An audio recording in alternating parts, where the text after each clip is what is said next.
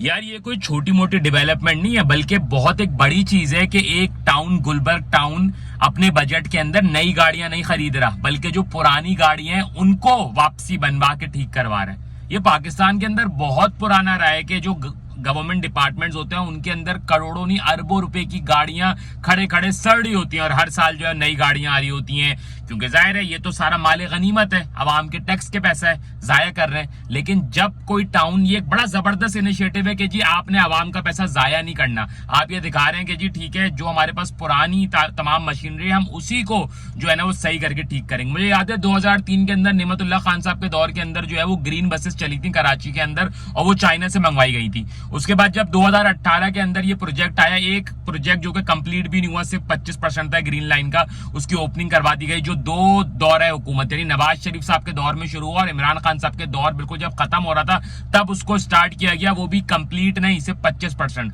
तो उसके अंदर जो बसेस थी वो चाइना से फिर इंपोर्ट करवाई गई, हालांकि वो 2003 वाली जो ग्रीन बसेस थी वो खड़े हुए सड़ रही थी। आप चाहते तो कितना जो है ना लाखों डॉलर्स बचा सकते थे कि उन बसेस को बनवा के इनके ऊपर चलवा देते, लेकिन वही बात है ना कि लोगों, आवाम का पैसा है, जाया हो रहा है, माले गनीमत है, हमारे बाप का क्या जा रहा है। तो ये एक बड़ा मसला है। लेकिन अगर कोई टाउन ये कर रहा है तो मेरे ख्याल से बड़ी जो है ना वो उनको अप्रिशिएट करना चाहिए, और कराची में जितने और टाउन है 25 टाउन, उनको भी ये करना चाहिए कि नई मशीनरी ना खरीदें आपके टाउन के अंदर। आप कभी टाउन जाओ यार, टाउन ऑफिस,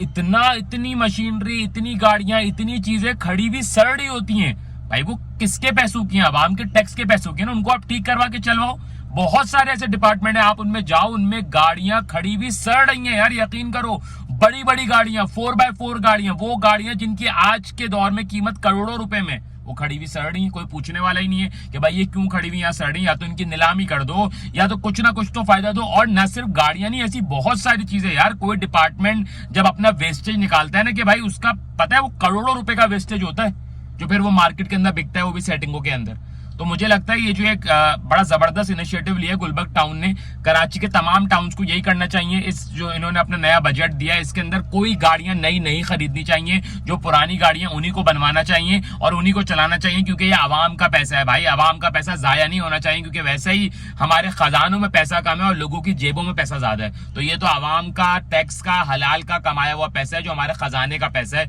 उसको जाया ना करें, उसको जो है ना यूटिलाइज करें अच्छी तरीके से। तो एक जबरदस्त इनिशिएटिव है, और इस इनिशिएटिव को तमाम टाउन्स ने जो है ना वो इंप्लीमेंट करना चाहिए, कि वो अपनी तमाम पुरानी चीजों को, सिर्फ गाड़ियां नहीं, हर जो भी मशीनरी है वो पुरानी अगर वो बन सकती है तो उसको बनवाए, ना कि जो है वो नई खरीदी है। फी अमानिल्लाह।